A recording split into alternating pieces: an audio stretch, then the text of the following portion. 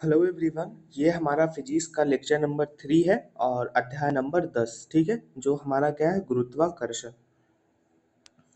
तो यहाँ पे एक चीज दिया हुआ है कि किसी वस्तु की चाल या गति को दिशा बदलने के लिए कौन सी चीज का आवश्यकता होती है, तो बल की यानी फोर्स की। जैसे अगर मान लो कि एक ये गोलाकार वस्तु है, ठीक है, तो इसकी चाल हम कैसे बदल सकते हैं या इसकी गति को हम कैसे बदल सकते हैं, तो इसमें हम फोर्स लगा के, ठीक है ना। जैसे अगर ये मान लो कि कोई क्रिकेटर है और वो बॉल को फेंकता है, तो जितनी जोर से बॉल को टप्पा मारेगा जमीन पे, वो उतना ही तेज जाता है। जैसे शोएब अख्तर की बॉल तेज क्यों जाती थी, क्योंकि वो उस बॉल पे फोर्स लगा के वो आगे की ओर मारता था, इसलिए क्या करता था, उसके गति और उसके चाल में वो परिवर्तन कर देता था। अब शोएब अख्तर के वीडियो भी देखेंगे तो वो बताता भी है कि किस तरीके से गेंद को फास्ट किया जाता है। यहाँ पे चीज है गुरुत्वाकर्षण के बारे में कि चंद्रमा पृथ्वी का चक्कर लगाता है, ठीक है। और किसी वस्तु को जब आप ऊपर की ओर फेंकते हैं तो वो कुछ ऊंचाई तक ऊपर पहुंचता है और फिर नीचे की ओर गिरने लगता है। मतलब उसे क्या कर रहा है, ग्रेविटेशन क्या कर रहा है, वो ऊपर की ओर फेंकने पे वस्तु को फिर नीचे दे, जैसे हम यहाँ से पत्थर उछाल रहे हैं, ठीक है, तो पहले तो कुछ ऊपर जाएगा यहाँ तक और फिर वो क्या होगा, धीरे धीरे धीरे नीचे आ जाएगा। मतलब उसे क्या कर रहा है, पृथ्वी आकर्षित कर रहा है अपनी ओर, ठीक है। सेब की गिरने की घटना भी क्या है, न्यूटन का, वो भी गुरुत्वाकर्षण पे ही आधारित है कि सेब उसके सर पे गिरा तो उसे क्या समझ में आया, ई बी बराबर एम सी स्क्वायर। तो वो क्या, वो भी गुरुत्वाकर्षण यानी ग्रेविटेशनल के कारण ही वो उस फोर्स के बारे में समझ पाया।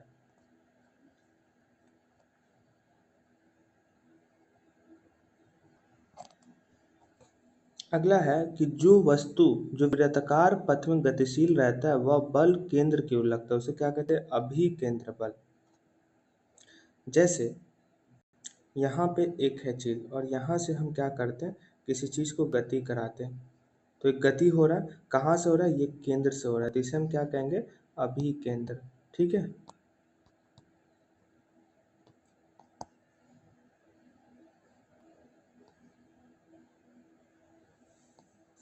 एग्जाम्पल के लिए पृथ्वी के चारों ओर चंद्रमा की गति क्या है, अभिकेंद्र बल, क्योंकि पृथ्वी यहाँ पे है और चंद्रमा इसके चारों ओर मूव कर रहा है, तो ये क्या है, इसके अभिकेंद्र में, मतलब इसके केंद्र बिंदु में, तभी तो गति कर रहा है।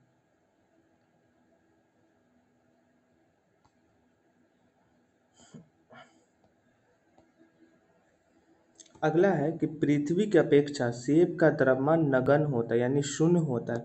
इसके कारण हम क्या पाते हैं कि हम पृथ्वी को सेब की ओर गति करते नहीं देखते। जैसे अगर सेब गिरता है जमीन से तो कहाँ गिरता है, जमीन की ओर आकर्षित होता है, लेकिन हम उसके गति को नहीं देख पाते, क्यों, क्योंकि सेब का द्रव्यमान बहुत ही कम है, एकदम जीरो अवस्था में। एक और चीज है कि विश्व के सभी पिंड या सभी ग्रह जो एक दूसरे को आकर्षित करते हैं वो किसके कारण होता है, गुरुत्वाकर्षण बल के कारण। तो एग्जाम में कहीं भी सब क्वेश्चन पूछे, चंद्रमा, सूर्य, पृथ्वी, पिंड, तो वो समझिए कि सब किसके कारण एक्टिविटीज हो रहा है, तो सब ग्रेविटेशनल फोर्स के कारण ही हो रहा है।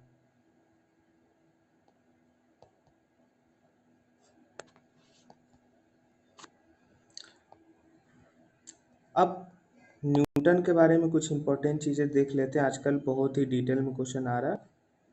इसका जन्म कहाँ हुआ, तो इंग्लैंड के वुल्सथॉर्पे में हुआ, एक कैम्ब्रिज विद्यालय में पढ़ा था,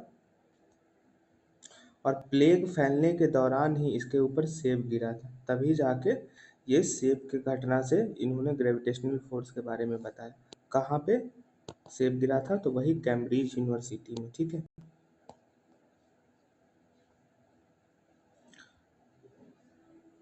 और इसने ही जो आज हम कैलकुलस पढ़ते हैं, तो इस कैलकुलस का अवधारणा भी किसने दिया था, न्यूटन ने ही दिया था।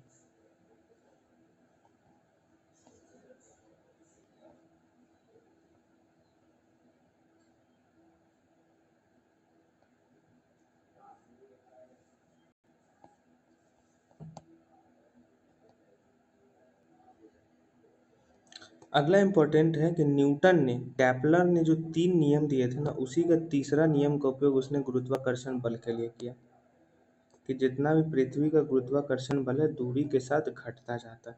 तो दो तरीके से क्वेश्चन पूछा है कि बताइए कैपलर का तीसरा नियम क्या कहता है, तो तीसरा नियम कहता है कि पृथ्वी का ग्रेविटेशनल फोर्स जितना दूरी से होगा उतना घटेगा। मतलब अगर ये पृथ्वी है तो क्या यहाँ पे अगर रहेगा 100 और यहाँ पे रहेगा 100 तो दोनों के दूरी के हिसाब से ज़्यादा होगा। तो ये नज़दीक है पृथ्वी के तो यहाँ पे ग्रेविटेशनल फोर्स ज़्यादा होगा न कि यहाँ पे। ठीक है, तो ये नियम किसका था? केपलर का तीसरा नियम, जिसका न्यूटन ने प्रयोग किया था।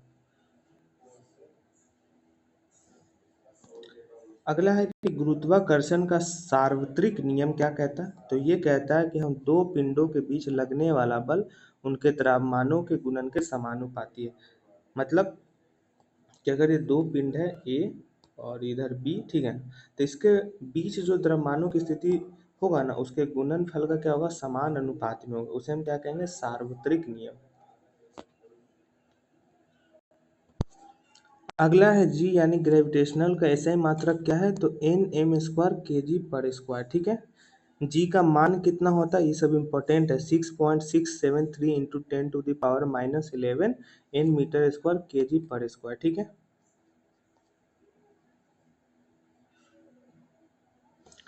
अब है कि गुरुत्वाकर्षण का जो सार्वत्रिक नियम है उसका सिग्निफिकेंस क्या है?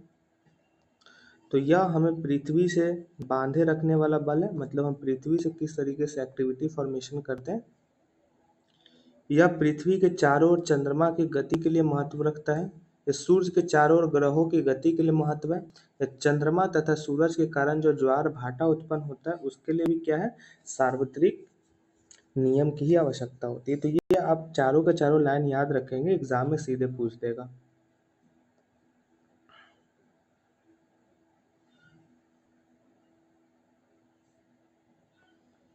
एक और इम्पोर्टेंट चीज़ है कि अगर किसी वस्तु गिरते समय, जैसे अगर किसी वस्तु को हम यहाँ गिराते हैं तो उस समय इसकी दिशा में कोई परिवर्तन नहीं होता, लेकिन पृथ्वी के आकर्षण के कारण उसके वेग के परिमाण में परिवर्तन होता है। तो एग्जाम में पूछा है कि बताइए अगर कोई वस्तु पृथ्वी की ओर गिरता है तो क्या, तो उसका वस्तु उसकी दिशा में कोई परिवर्तन होता है? तो नहीं, दिशा में परिवर्तन होता। लेकिन पूछा है क्या कि बताइए पृथ्वी का और आकर्षित होने पे किसी वस्तु का क्या चीज में परिवर्तन आता है? तो उसके वेग के परिमाण में परिवर्तन आता है।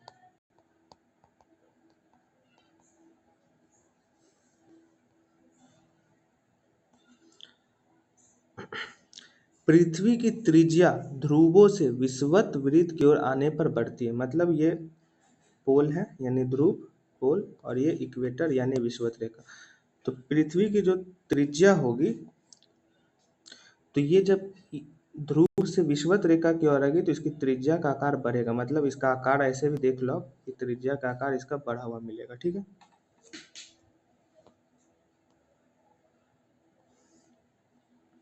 ये इम्पोर्टेंट है कि सार्वत्रिक गुरुत्वीय नियतांक ये तो देख लिया। पृथ्वी का द्रव्यमान कितना है? 6 × 10⁻24 kg। पृथ्वी की त्रिज्या क्या? 6.4 × 10⁻6 मीटर। ये भी इम्पोर्टेंट है। पृथ्वी का गुरुत्वीय द्रव्यमान कितना है? 9.8 मीटर पर सेकेंड स्क्वायर।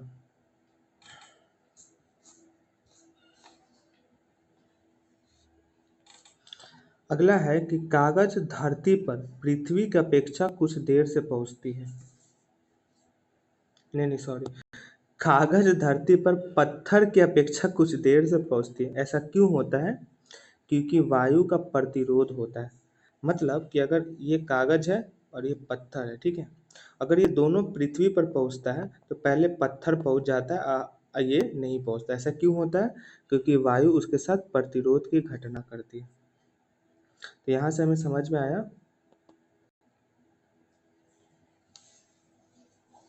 कि गिरती हुई गतिशील वस्तुओं पर घर्षण के कारण वायु प्रतिरोध लगाती है। ठीक है, दूसरा और एक और बात समझने की क्या है कि कागज पर लगने वाला वायु का प्रतिरोध पत्थर पर लगने वाले से अधिक था। क्योंकि प्रतिरोध मतलब उसके अगेंस्ट में वर्क करना। अगर वो पत्थर के अगेंस्ट में काम करती तो पहले कागज गिरता, लेकिन वो कागज के अगेंस्ट करे इसलिए उसका प्रतिरोध किसके अधिक होगा अगेंस्ट? तो वो होगा कागज के अगेंस्ट।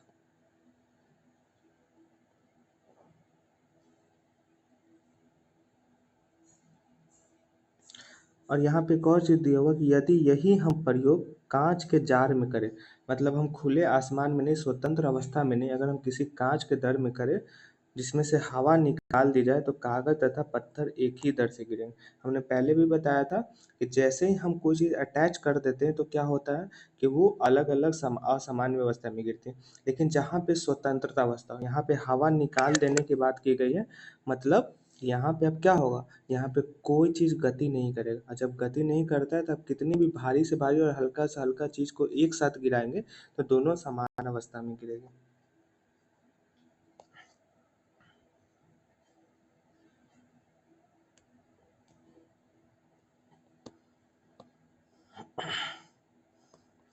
जो चीज़ उधर देख चुके हैं वो चीज़ को हम डबल क्यों देखेंगे, है ना, टाइम की बर्बादी नहीं करना है।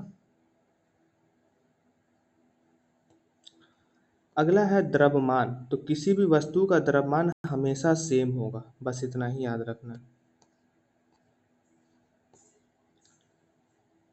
भार का ऐसे ही मात्रक क्या होता है, बल होता है, अर्थात न्यूटन होता है।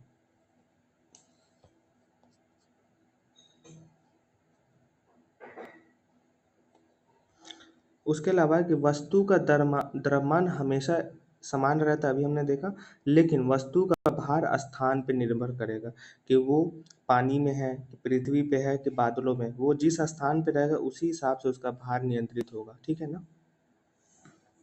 चंद्रमा का द्रव्यमान पृथ्वी की अपेक्षा क्या है, कम है। इस कारण चंद्रमा वस्तुओं पर कम आकर्षण बल लगाता है। जैसे आप चंद्रमा पर किसी चीज को फेंकेंगे तो वो जल्दी वहां पे कैचअप ना होकर हवा में ही वो तैरने लगता है। आप अंतरिक्ष वाले वीडियो में देखेंगे कि देखते हो अंतरिक्ष यात्री जब जाते हैं चंद्रमा पे तो वो हवा में उड़ते रहते हैं। क्यों? क्योंकि वहां पे आकर्षण बल कम है। लेकिन पृथ्वी पे क्या होता है कि कोई भी चीज आप गिरो तो आके सटक से चिपक जाता है पृथ्वी से। क्यों? क्योंकि यहाँ पे आकर्षण बल ज्यादा है।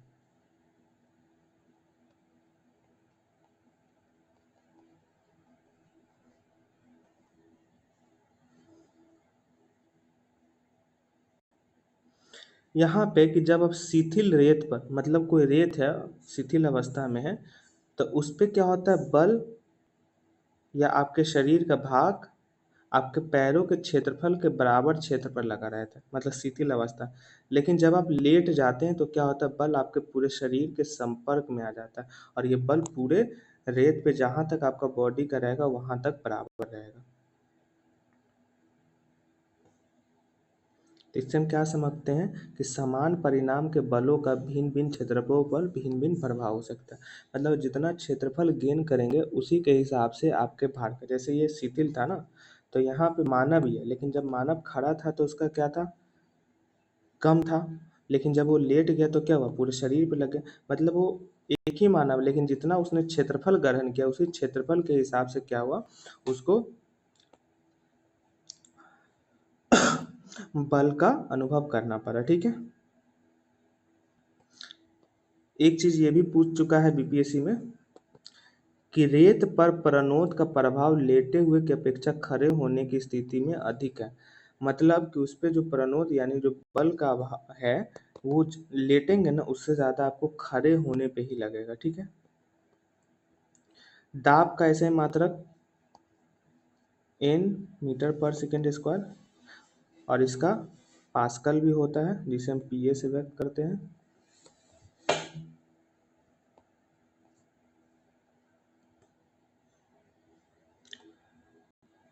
तरल में दाब क्या होता है, प्रेशर सभी हमेशा क्या होता है, समान होता है। मतलब उसमें दाब कितना भी आप लगा लो उसकी अवस्थिति सेम ही होता है।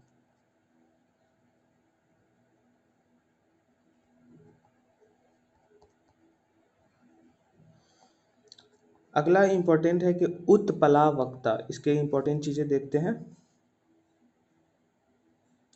तो उत्प्लावकता से अब इतना याद रखोगे, देखो जब बोतल डुबोई जाती है तो बोतल पर पानी द्वारा लगने वाला ऊपर की दिशा में बल इससे भार से अधिक होता है, इसलिए छोड़ने पर यह ऊपर उठती है।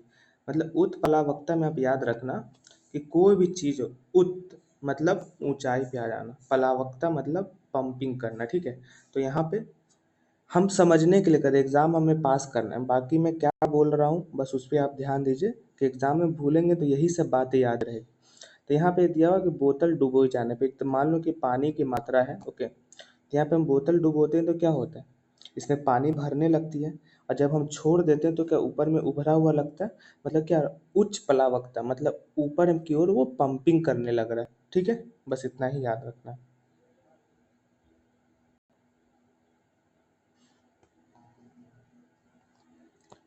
इसका परिणाम किस पे निर्भर करता है, तो तरल के घनत्व पर निर्भर करता है, मतलब जितना घनत्व रहेगा उसी अकॉर्डिंग उत्प्लावकता का रिजल्ट भी वर्क करता है।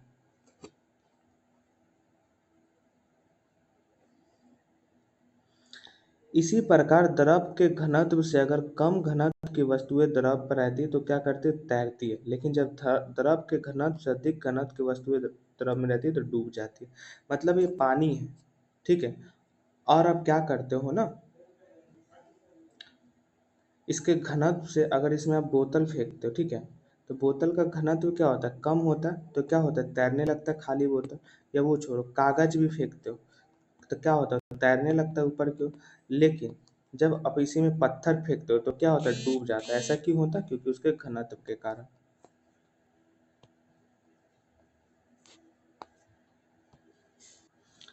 अगला है आर्किमिडीज का सिद्धांत। तो ये सब एग्जाम्पल है जो उतना यूजफुल नहीं है, तो ये आप फ्री टाइम में पढ़ सकते हो, इसलिए मैं नहीं पढ़ा रहा हूँ।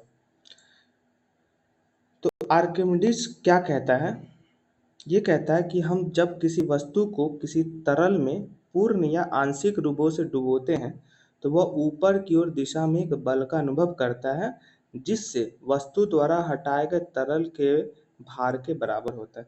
मतलब कि अगर हम किसी वस्तु को, ठीक है ना, ये तरल अवस्था है, मतलब इसमें तेल वगैरह हम डाले हुए हैं, ठीक है ना, और इसमें हम डुबोते हैं तो क्या होता है, तैरने लगता है उस पे।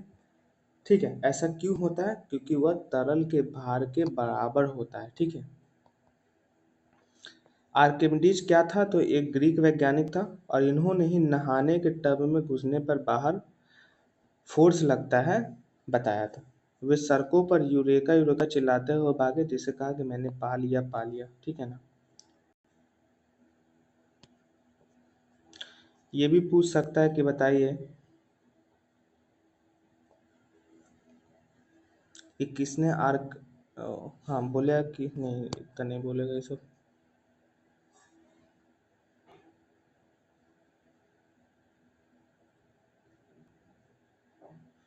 अगला कुछ इंपॉर्टेंट चीजें हैं कि आर्किमिडीज सिद्धांत का प्रयोग कहाँ कहाँ करते हैं। तो जैसे हम जल यानों तथा पनडुब्बियों को डिजाइन बनाने में करते हैं, ठीक है, पहला इंपॉर्टेंट चीज।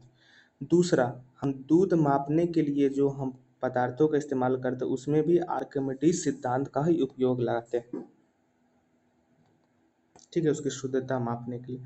इसके अलावा हाइड्रोमीटर जो द्रवों के घनत्व को मापने के लिए प्रयुक्त होता है, वो भी किस सिद्धांत पर आधारित है, तो आर्किमिडीज सिद्धांत के। तो ये वेरी वेरी इंपॉर्टेंट हो जाता है।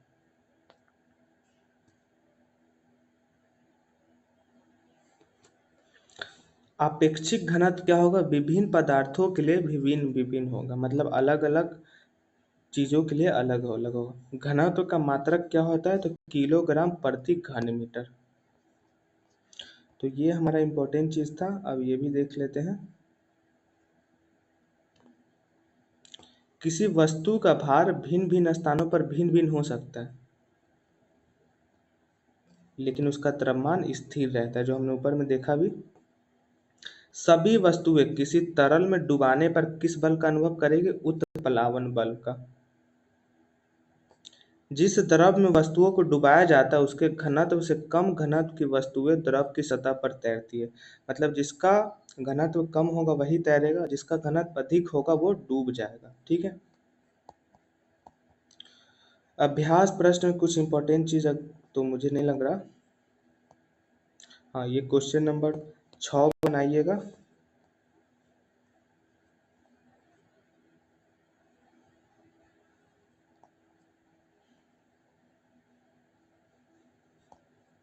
बाकी इंपॉर्टेंट नहीं। नेक्स्ट हमारा है वर्क एंड एनर्जी, यानी चैप्टर नंबर 11, जो हम नेक्स्ट वीडियो में देखेंगे।